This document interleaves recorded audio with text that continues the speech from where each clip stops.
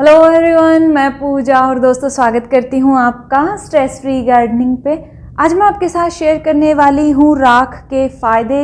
हाँ जी, राख जो लकड़ी जलाने, उपले जलाने के बाद जो हमारे पास बचती है, उस राख के गार्डनिंग में, पौधों में जो फ़ायदे होते हैं वो सारे आपके साथ शेयर करूंगी। तो दोस्तों, अभी मकर संक्रांति आने वाली है और आप भी जलाएंगे लकड़ियाँ, तो राख को संभाल कर रख लीजिएगा। आप इसे किसी भी एयर टाइट कंटेनर में रख सकते हैं और साल भर इसको अपने पौधों में यूज़ कर सकते हैं। कैसे यूज़ करना है चलिए मैं आपको बताती हूँ, तो वीडियो के एंड तक बने रहिएगा। चलिए दोस्तों, वीडियो शुरू करते हैं। तो दोस्तों, सबसे पहला सवाल आपके दिमाग में आएगा कि राख हमें कैसे लेनी है। तो जो राख उपले जलाने के बाद, गोबर के जो उपले बनते हैं उनको जलाने के बाद, या प्लेन सिंपल लकड़ी को जलाने के बाद बनती है, वही राख आपको लेनी है। अगर लकड़ी पर किसी तरीके का पेंट किया हुआ है, किसी तरीके की पॉलिश की हुई है, वो लकड़ी जो जलेगी उसकी राख आपको नहीं लेनी है। प्लेन सिंपल लकड़ी जलने के बाद जो राख बनेगी वही लेनी है।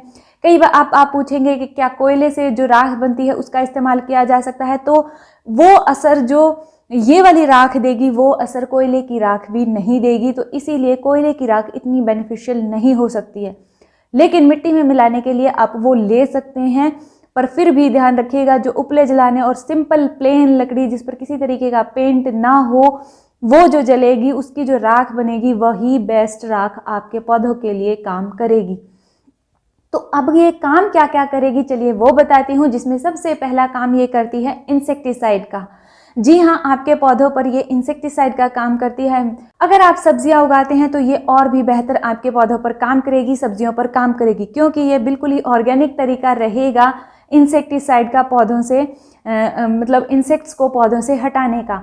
वो कैसे कि जब आप राख को पौधों पर छिड़कते हैं जिसमें मरोड़िया है या मिलीबग है या किसी भी तरीके से पत्तियां मुड़ी मुड़ी रहती हैं, या और तरीके के कीड़े, सफ़ेद रंग के कीड़े आपने देखा होगा पत्तियों के पीछे जम जाते हैं या बिल्कुल झुंड बन जाता है, उस तरीके के कीड़े हैं, तो उन पर ये बहुत अच्छा काम करती है। जब राख को आप उस पर फेंकेंगे तो जो उनकी पकड़ होती है पौधों पर, पत्तियों पर, वो पकड़ उनसे छूट जाती है, वो नीचे गिर जाते हैं, और जो इंसेक्ट्स पौधों के होते हैं वो नीचे गिरने के बाद अपने आप ही खत्म हो जाते हैं। तो इसी तरीके से ये आपके पौधों पर इंसेक्टिसाइड का काम करती है। इसको कुछ नहीं करना है, आपको लेना है और पौधे पर, पत्तियों के पीछे खास तौर पर कोशिश कीजिएगा अच्छे से छिड़क दे। इसकी अपनी एक स्मेल होती है जिसके कारण छुपी हुई स्पाइडर्स अगर पौधों में है, किसी तरीके के इंसेक्ट छुप कर बैठ जाते हैं, तो उनको भी ये दूर रखता है पौधों से। तो राख का आप इस्तेमाल एज ए इंसेक्टिसाइड बिल्कुल सेफ तरीके से कर सकते हैं, लेकिन ध्यान रखिएगा आप इसको रेगुलर नहीं कर सकते हैं, यानी रोजाना छिड़क नहीं सकते हैं। तो 10 से 15 दिन में एक बार इस्तेमाल करिए, आराम से आपके पौधों पर जो इंसेक्ट्स की प्रॉब्लम है वो खत्म हो जाएगी। सब्जियों के लिए ये बिल्कुल ही एक ऑर्गेनिक इंसेक्टिसाइड का काम करेगा, बिल्कुल ही फ्री ऑफ कहिए कॉस्ट है, और इसके अलावा इसमें किसी भी तरीके के केमिकल नहीं है, तो बहुत अच्छा सब्जियों के लिए, फलों के लिए ये काम करता है। इसका दूसरा यूज़ आप कर सकते हैं दोस्तों, मिट्टी का जो एसिडिक लेवल है, मिट्टी की जो एसिड हम काउंट करते हैं कि बहुत से पौधों को एसिडिक सॉइल पसंद होती है, तो एसिडिक सॉइल पसंद किए जाने वाले पौधों में आप इसकी 1 चम्मच, राख की 1 चम्मच मिट्टी में मिला सकते हैं। उनके लिए ये खाद का काम तो करेगा ही, मिट्टी का जो बैलेंस है उनके लिए एसिडिक बनाने का, उसका काम भी करेगा। गार्डेनिया के पौधे में इसका इस्तेमाल आप 15 दिन में एक बार ज़रूर कीजिए, उसकी ग्रोथ काफ़ी अच्छी होगी, क्योंकि गार्डेनिया को बहुत ही एसिडिक सॉइल पसंद रहती है और उसकी ग्रोथ के लिए ये बहुत अच्छा काम करती है। पत्तियों पर भी आप इसको छिड़क सकते हैं 15 से 20 दिन में एक बार गार्डेनिया के पौधे पर। इसके अलावा जिस भी पौधे को एसिडिक सॉइल पसंद रहती है उस पर आप इसका इस्तेमाल कर सकते हैं। तीसरा इस्तेमाल दोस्तों इसका किया जा सकता है कैल्शियम की कमी को पूरा करने के लिए। अब हमें कई बार नहीं पता लगता है कि कैल्शियम की कमी पौधे में हुई है, लेकिन अगर आप टमाटर उगाते हैं, मिर्ची उगाते हैं, बैंगन, धनिया, जिस तरीके की सब्जियां आप घर में उगाते हैं उन पर सभी पर आप इसका इस्तेमाल कर सकते हैं, क्योंकि ये मिट्टी में कैल्शियम को इंक्रीज कर देता है, जिसके कारण जो फ्रूट है वो काफ़ी हेल्दी आता है। क्योंकि कैल्शियम की कमी के कारण ही बहुत से जो फ्रूट बनते हैं या सब्जियां बनती हैं वो अच्छे से ग्रो नहीं कर पाती हैं, या तो फूल आते ही गिर जाते हैं, या फिर थोड़ा सा ग्रो करने के बाद फूल या जो सब्जी है, फल है, वो गिर जाता है। तो कैल्शियम की कमी को पूरा करने के लिए आप इसका इस्तेमाल कर सकते हैं। घर में अगर यानी जो ऑर्नामेंटल प्लांट है उनमें भी आप इसका इस्तेमाल महीने में एक बार बेहिचक कर सकते हैं, मिट्टी को अच्छा बनाए रखने के लिए, मिट्टी में कैल्शियम को जो है वो बनाए रखने के लिए। लेकिन कैल्शियम बनाए रखने के लिए जो इसका इस्तेमाल आप करेंगे उसका तरीका थोड़ा डिफरेंट रहेगा। डिफरेंट भी नहीं, बिल्कुल सिंपल है।